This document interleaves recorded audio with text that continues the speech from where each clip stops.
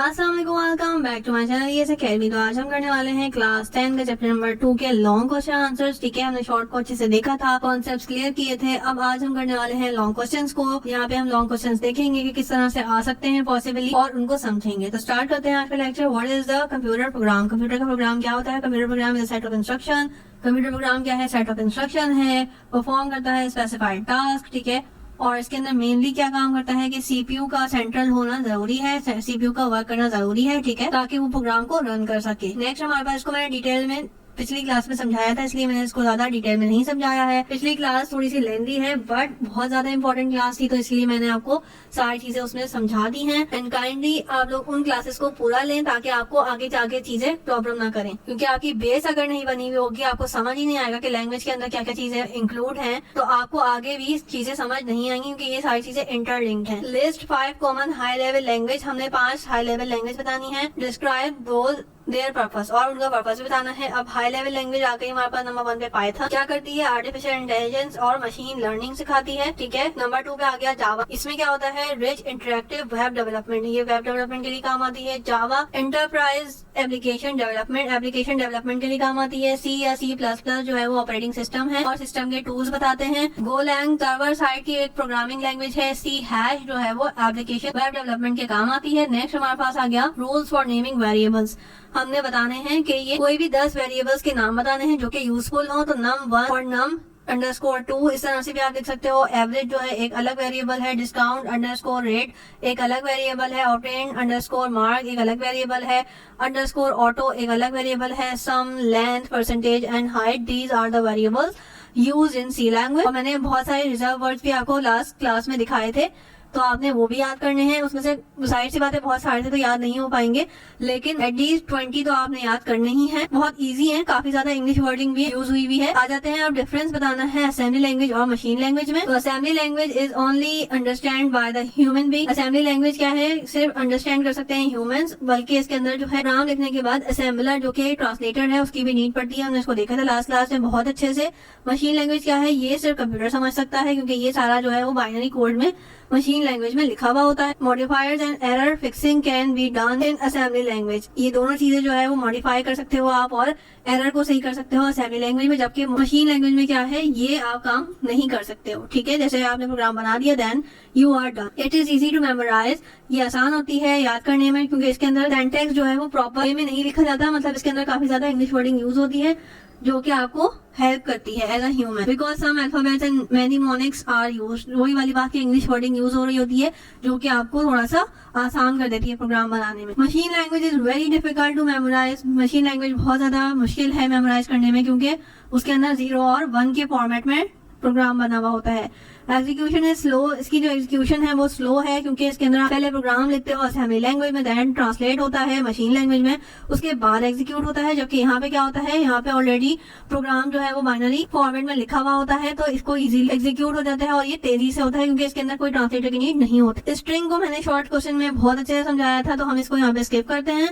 ये क्वेश्चन में इसलिए यहाँ पे रिपीटेड आपको नजर आ रहे होंगे, क्योंकि ये क्वेश्चन जो है वो इम्पोर्टेंट है। ये एज अ डेफिनेशन भी आ सकते हैं और एज अ क्वेश्चन का पार्ट बन के भी आ सकते हैं। ठीक है, what are the difference between the declaring and initializing, ये हमने देखा था ऑलरेडी क्वेश्चन को बहुत डिटेल से शॉर्ट क्वेश्चन में। नेक्स्ट आ गया हमारे पास list any 3 advantages of IDE, ये भी हमने ऑलरेडी शॉर्ट के अंदर डिस्कस किया था। अब आ जाते हैं हमारे पास थोड़ा से एक्स्ट्रा लॉन्ग क्वेश्चन, जिसके अंदर हमारे पास थोड़ी सी डिटेलिंग भी हुई भी होगी। तो अब हमारे पास क्या है? पहले कंप्यूटर प्रोग्राम डिफाइन करना है, जो कि मैं ऑलरेडी समझा चुकी हूँ। प्रोग्रामर क्या होता है वो भी मैं बता चुकी हूँ। ठीक है, नेक्स्ट हमारे पास है प्रोग्रामिंग लैंग्वेज क्या होती है। प्रोग्रामिंग लैंग्वेज जो है हमारे पास आ जाता है कंप्यूटर के नॉट अंडरस्टैंड इंग्लिश, उर्दू और other common language that human are interacting each other. They have their own special language, ये कंप्यूटर की बात कर रहे हैं, design by the computer programmers. ठीक है, for example Java, C++, Python, ये सारी जो है हमारे पास लैंग्वेज आ गई प्रोग्रामिंग। नेक्स्ट हमारे पास सिंटैक्स की डेफिनेशन हमारे पास ऑलरेडी देख चुके हैं हम।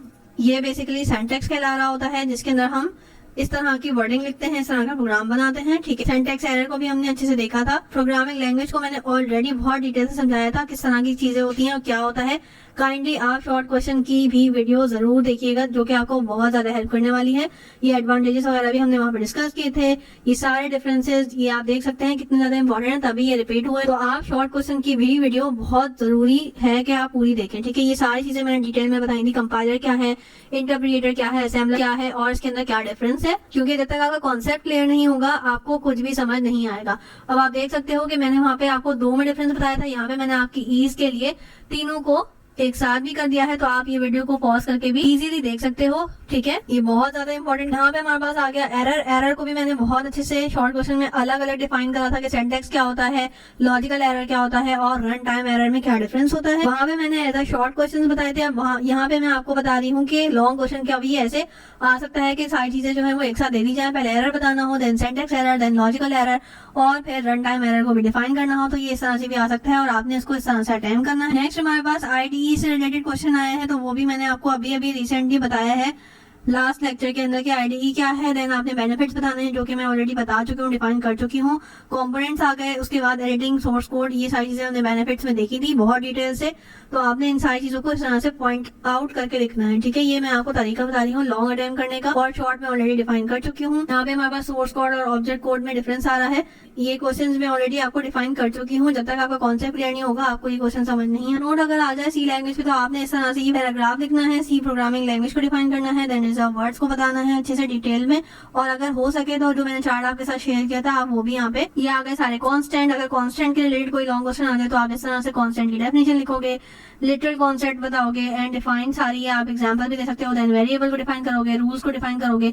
ये सारी चीजें मैंने कंपाइल करके आपके लिए लॉन्ग की शक्ल बताई है कि इन केस अगर लॉन्ग इस तरह से आ जाए तो आपने इस तरह से डिफाइन करना है। नेक्स्ट हमारे पास आ गया 5 हाई लेवल लैंग्वेज, जो कि हमने ऑलरेडी देखी थी। अब यहाँ पे मैंने 9 बता दी हैं और सबको मैं आपको यहाँ पे डिफाइन कर देती हूँ ताकि जो आपको इजी लगे आप वो याद कर लो। Python is use for data analytics, machine learning, AI programming, इन सब चीजों के लिए पाइथन यूज हो रहा होता है। Use in popular apps, Google के अंदर, स्पॉटिफाई में या इंस्टाग्राम में, ठीक है। आवर लैंग्वेज भी एक प्रोग्रामिंग लैंग्वेज है, use for mobile application development के लिए यूज होती है। Popular use of Java is Facebook, messenger and WhatsApp. ये सारी चीजें किस पे बेस करी हैं, जावा पे। C++ या सी लैंग्वेज बेसिकली हम इसको डिफाइन कर चुके हैं, तो ये किसके लिए यूज होती है, ये यूज हो रही होती है विंडो या मोज़िला फायरफॉक्स, इस तरह की चीजों के लिए, ठीक है। C# जो है वो C# basically is mostly use in developing games या वेब एप्लीकेशन बनाने के लिए, और इनकी जो यूज है वो टेम्पल रन या पबजी जो गेम्स हैं हमारे पास, ये दोनों गेम्स से आप लोग अच्छे से वाबस्ता होंगे।